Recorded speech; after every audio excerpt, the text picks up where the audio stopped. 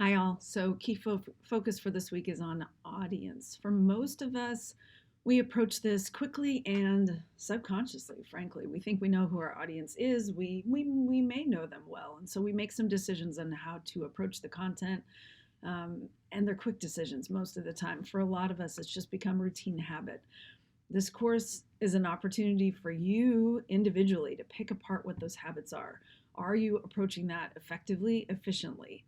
So, spend some time with the audience analysis handout. This is really digging into and trying to retrain your brain to think in some depth about who your audience is before you approach them. We don't always get that blessing. Sometimes we have to step directly in, but when you're writing, you typically do get some time to sit back, think about, research who your audience is. So it's not just how old are they, what do they look like, race, some of the basic visual things, but there's some deeper levels. What do they know about your topic? What do you know that they know about your topic or don't know? Are there things that they don't know that they don't know about your topic?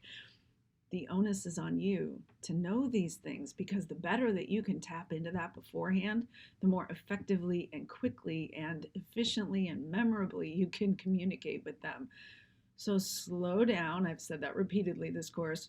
Spend some time on audience. I'm asking in this assignment, writing assignment 3, for you to attach an audience description. This is your opportunity to think about audience and kind of retrain your brain. So spend some time on that. A lot of times, I think in school, we assume a teacher audience. We were trained to do that. I was trained to do that back in K through 12. You write to the teacher, you're writing for a grade, and it's just get her done, get her done.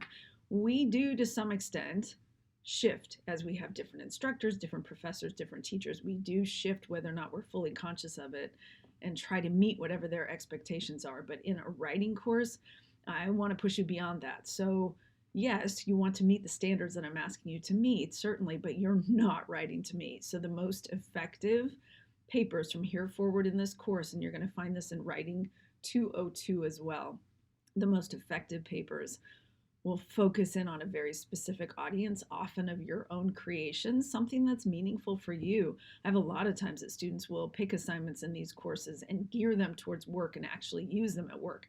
That's great. Go for it. What you can't do is gear them towards another course. It's called double dipping. So you can't get credit for using it 2 different times, but use it for work 100%. That's the best papers are those that you have a passion about, because there's a deeper meaning than just fulfilling an assignment. So spend some time on audience. Please don't just assume that you know this. Vast majority of us do not. The adults walking around that you see do not spend enough time on this. If you've ever sat with someone that you can tell that they're not reading well your responses to what they're saying, whether it's verbal or simply nonverbal, the way that you're responding, that they're just going to keep railroading no matter what, yeah, don't be that person. That doesn't mean that you need to agree with everything that a person is saying or need to present things in a way that everyone's always going to agree with you. Absolutely not. But when the wall starts to go up because they disagree with you so much that they're offended, that they're defensive, and this starts to happen, they can no longer hear you. And then it doesn't really matter that you're communicating at all. That happens in the written word as well. So it's a little bit more difficult to gauge because you're not always looking at the reader to see how they're responding to you. So, how can you think deeply enough beforehand to prevent that proverbial wall from going up where your readers or your listeners can no longer hear you? So, I do want you thinking about either a one on one conversation that you've had with someone where they clearly did not have a sense of audience, or a speaker who, particularly if it's live, who is not responding well. I had someone in my church for a time who would preach on occasion, and I like her very much. She would crack jokes and then laugh, but I could tell that the room wasn't quite with her. Like the room wanted to be, but that just the timing was off, something about it.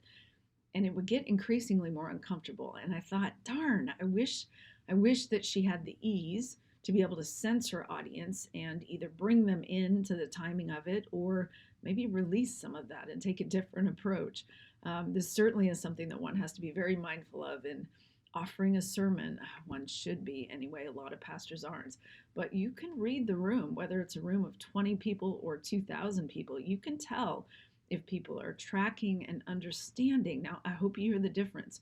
Tracking and understanding and openly listening is very different from agreeing with everything that you say along the way. That can be very difficult to achieve. And another thing, if you're writing to or communicating with an audience that already agrees with you, why are you? So you need to be picking an audience or considering an audience who needs to be informed about something that they're not yet informed about, or needs to be convinced of something that they believe otherwise. Otherwise, why are you communicating with them at all? So digging into audience, that's number one. Number two, I hope you see the level at which we are looking at punctuation, looking at sentence structure, and really giving you a chance to remember what the different rules are. This is your opportunity in this course in particular to emerge from this saying, yes, I am solid on what those rules are for comma use. I'm solid on when and why to use a semicolon, to use a dash. The more effectively you are able to use punctuation, the more quickly your meaning will be imparted to your reader. If you, without knowing, are using a punctuation mark either incorrectly or just not as effectively as it could be used, your reader's brain, which, as you've seen from the TED Talk, should come to a point where it's tracking with you, will have a harder time getting there.